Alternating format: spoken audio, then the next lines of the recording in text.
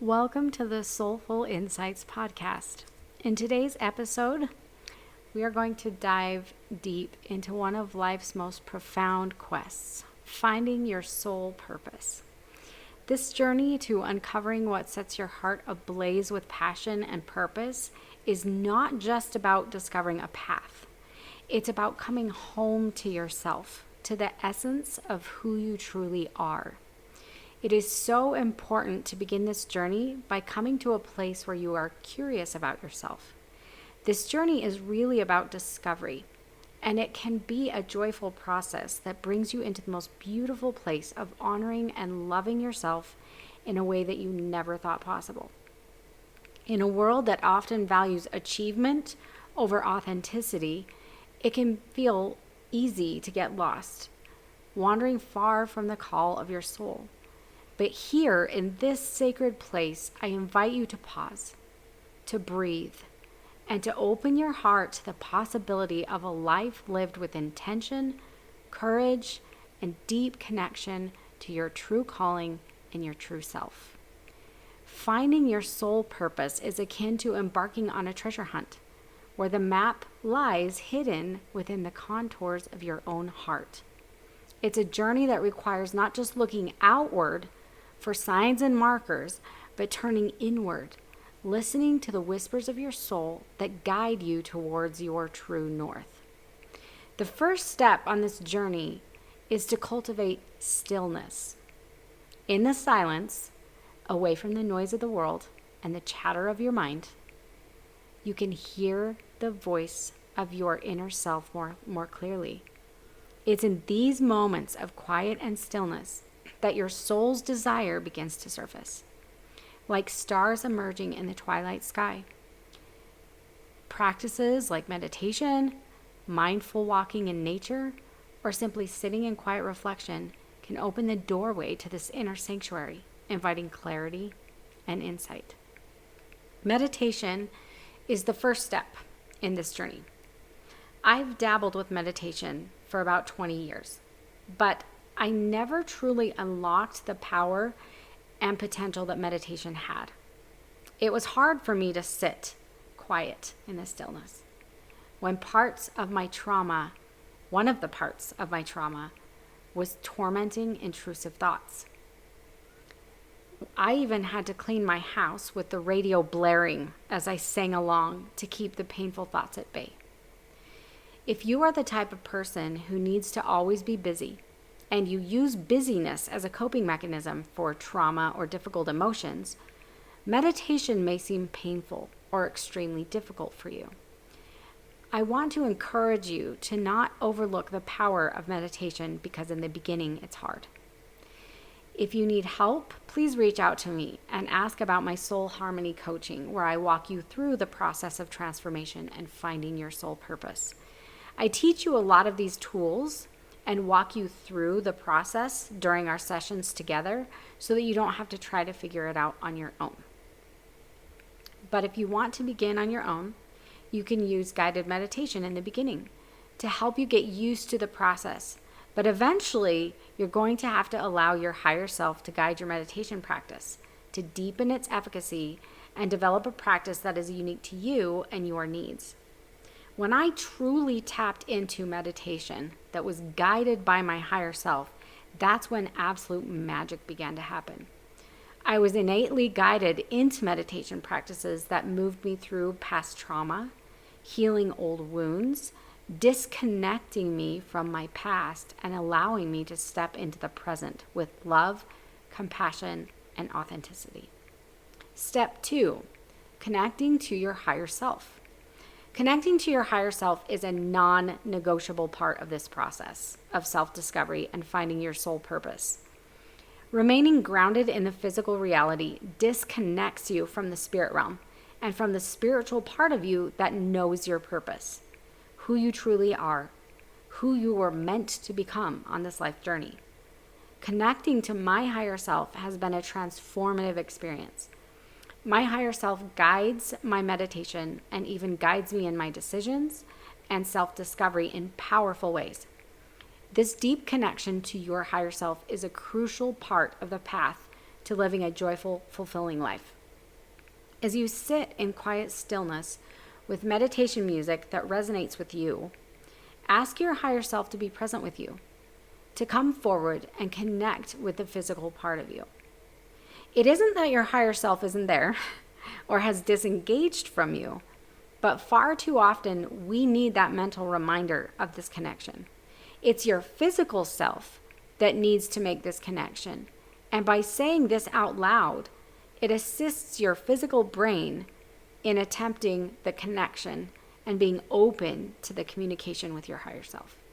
That is why you ask for the connection with your higher self. Your body is housed within your higher self, within your spiritual body. You are never truly disconnected, but your physical brain can disengage from the spiritual and severely hinder the communication with the higher self. Allow your higher self to guide your thoughts in your meditation. Remain open and curious to whatever messages come through. You can even move into intuitive writing if that resonates with you. As you receive messages from your higher self, you write them down. Intuitive writing is a more advanced technique that I teach my coaching clients, but if you feel prompted to do so, grab a pen and a paper or journal or notebook and write down the messages that you receive.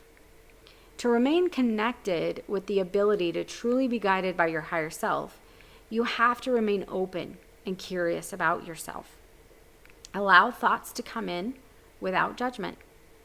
It is also crucial to learn how to discern which thoughts are coming from the physical self and which thoughts are coming from your higher self. And this takes time. It just takes time to learn. But as you get used to this connection and as you get used to the thoughts and the discernment between the two, it will become a powerful resource on your path. It will become an amazing resource to discovering your soul purpose and living your life with intention.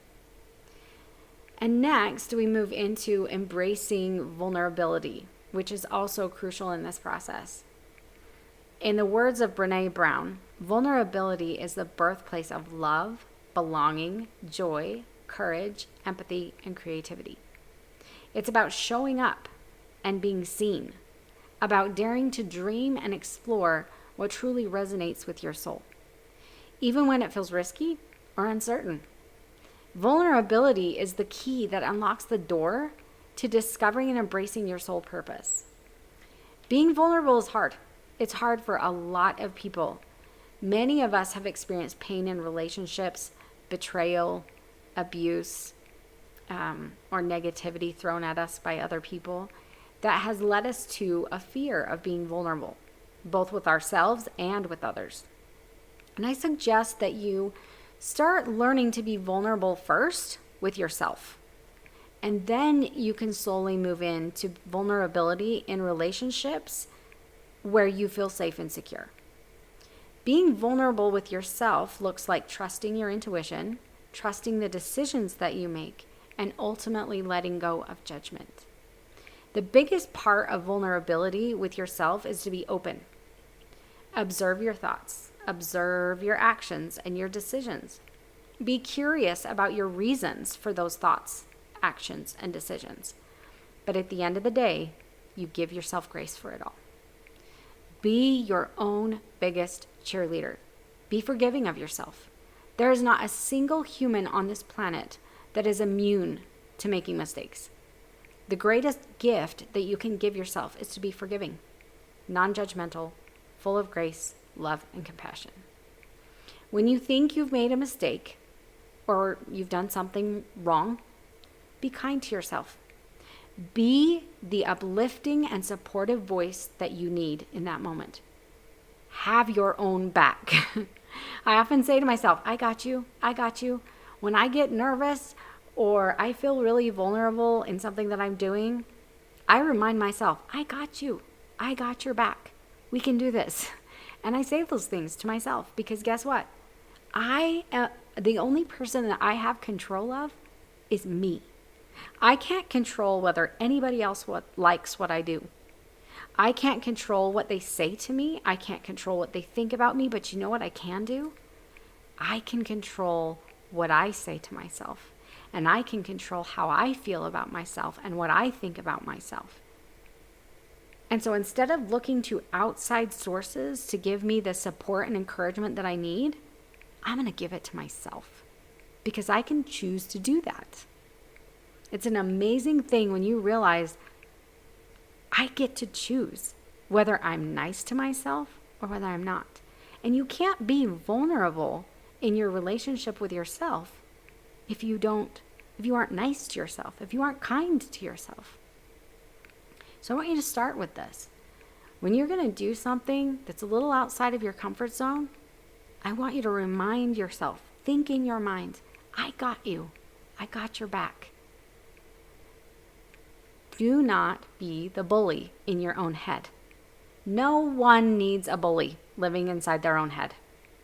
There are enough people in the world that have filled themselves with hate and pain and suffering, and they spew it around on everyone else. There's enough people like that probably in your own life, but you don't need that living in your head. So I call these negative thoughts or this bully in my head as the gremlin. And when those thoughts come up, I tell the gremlin to get lost. And you can think to yourself, gremlin, you are not welcome here, and I am not listening to your crap today. And that's what I say. The minute that those negative thoughts, you did that wrong. Why did you do that? That was stupid. When those thoughts come up, that's not me, that's gremlin. And this is just a technique that I use. There's a lot of techniques to use to help with negative thoughts, and this is just one of the ones that I use. And really, when I am coaching clients, I choose different techniques that resonate with them. So I'm just going to give you one today, and this is the gremlin. So in your mind, you just kick the gremlin out. You tell it, gremlin, I am not listening to your crap today. Gremlin lies. Gremlin is a jerk. Gremlin is a bully. And so I want you to recognize. And the reason that we're giving these thoughts a name is so that you can lump them into something that isn't you and isn't true. So we can just dismiss gremlin with the negative thoughts. And we're going to flip the script and give you grace. And you get to choose to do this. If you feel that you made a poor decision, or maybe the result of a decision was not what you'd hoped for, it didn't turn out the way that you wanted, I want you to choose thoughts that are helpful, not hurtful. So instead of thinking that was stupid, why did I do that? I never make good decisions. Everything always goes wrong. And spinning in that circle of negativity. I want you to look at that for a minute. Those are gremlin thoughts, okay? Was it really stupid? Do you never make good decisions? Are those true? Does everything always go wrong? I know at times we feel like that. I know we feel that. But is it really true? And I'm going to tell you, it's not true. Those things are not true. Okay? You're not stupid. Those things are not true. So I want you to catch the gremlin when it shows up. Because these are the thoughts, these negative thoughts. This is exactly what it is. And I want you to catch yourself. Gremlin showed up. It just helps you catch the thoughts. It's a technique. Okay? And I want you to flip it. And I want you to choose grace and compassion. So instead, maybe I made the best decision I could with the information that I had. Maybe tell yourself that. I made the best decision I could in that circumstance or in that situation. Or maybe the decision was a little impulsive. Maybe that's true. There's nothing wrong with that, though. And maybe you learned a valuable lesson. And maybe that was the point. Maybe that's a good thing. So I want you to look for something positive in this situation. Even if all you can do is identify that you learned from it. That's good. That's good. And the reason that we're talking about observing your thoughts and paying attention to the way you talk to yourself is you need to become someone that you can be vulnerable with. that you can trust. You have to be able to trust yourself that you are safe. Otherwise, we end up at odds. We end up closed off. We end up living mindlessly, robotically, because we're hurting ourselves. We almost can't even live in our own head. And so in order to get into a place where you can even you can't be vulnerable with someone else if you can't even be kind to yourself and trust yourself to be kind and loving. And so we're working through these thoughts and working through this negativity so that we can move into a vulnerable, loving space within ourselves, and then we can look outward.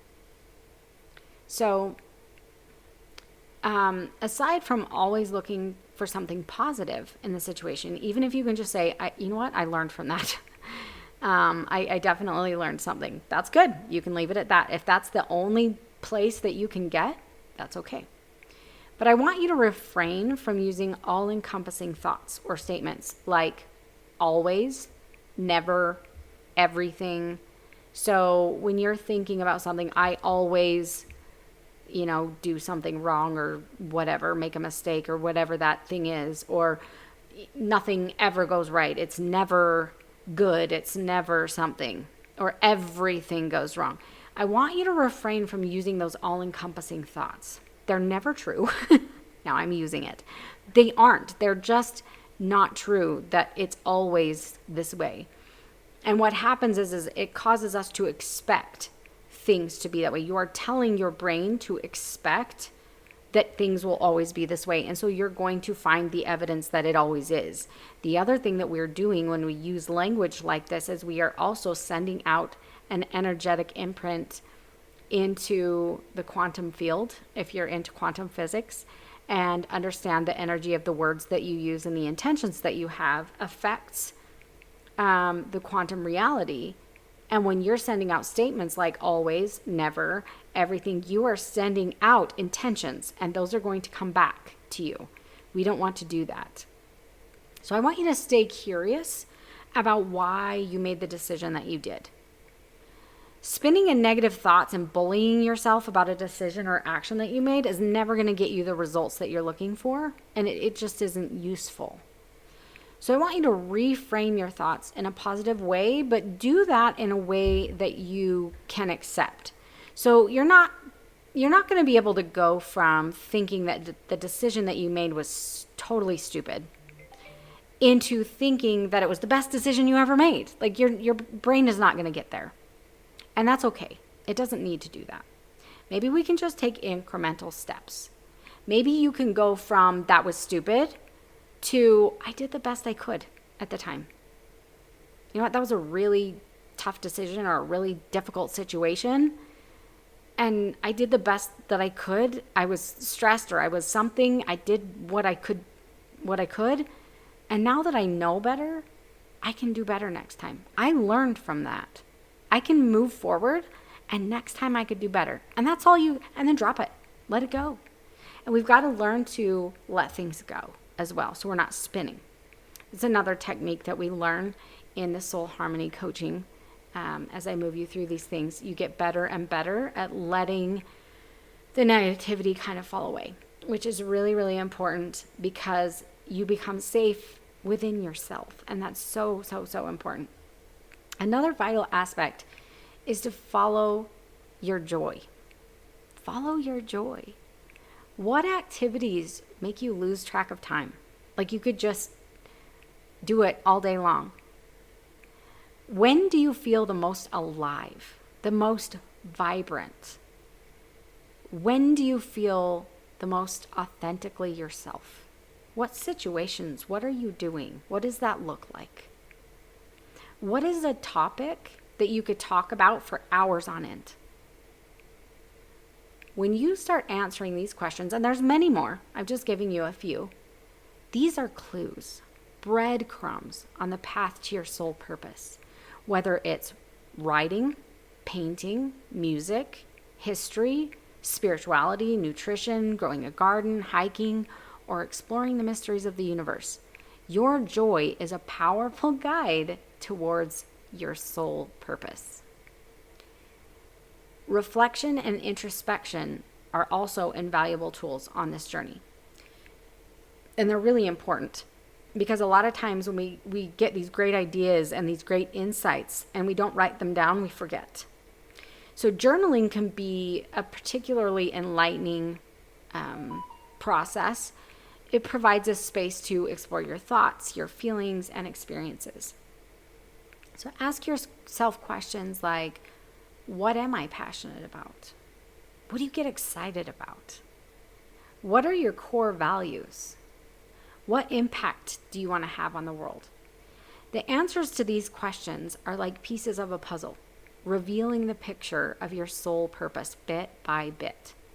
So if you struggle to answer these questions, which some people do, you can always connect with your higher self in meditation and ask these questions and then meditate on the answers. Just sit in quiet stillness and allow the answers to come and to flow. It's an amazing process. One of the things that I've found very helpful is understanding the frequencies of music. Different frequencies will have different effects on your body. Some of them will help you get into meditation deeper and will also help you raise your vibration so that you can get that flow of answers from your higher self or from the spirit realm. I've also there are a lot of healing stones that have vibrational or energetic qualities that can help enhance that communication. And if you have questions about that, I definitely advise all of my clients in my coaching programs about the stones that would potentially help them. There's a lot of healing frequencies, a lot of stones, a lot of things that you can use to enhance this process. And that's something that I go over in my coaching programs. And there's also information on my website as well. I have some articles and stuff on that as well. But it's also important to recognize that finding your soul purpose is not a one-time discovery. It is a lifelong journey of growth and expansion.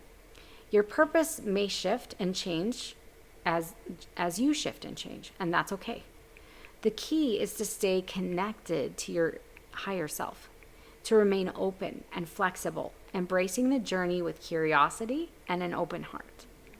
And remember, finding your soul purpose is not just about personal fulfillment. It's about connection. It's about how your unique gifts and passions can serve the world, creating ripples of change and transformation. When you align with your soul purpose, you not only light up your own path, but also illuminate the way for others, offering hope, inspiration, and a sense of shared humanity. And I hope that these tips and some of these questions and just kind of tools that I've shared with you today can kind of help you on this journey. This is just a very basic, fundamental overview. And as we close today's episode, I invite you to take a moment to place your hand over your heart. Feel the warmth, the life, and the love that resides there. Your soul purpose is not something to be found out there in the world. It's something to be remembered, to be awakened within you. Trust in the journey. Lean into vulnerability. Follow your joy. And let the whispers of your soul guide you towards a life of purpose, passion, and profound fulfillment. Thank you for joining me on this journey today. If you're curious about the Soul Harmony coaching or any of the other programs that I offer, please go to the website aurasoulinstitute.com. We also have an online boutique where you can purchase meditation music that I've created, healing crystals and stones, and a lot of other products. So you can also check that out on the website as well. And I just want to close with saying, may you walk the path of discovering your soul purpose with courage and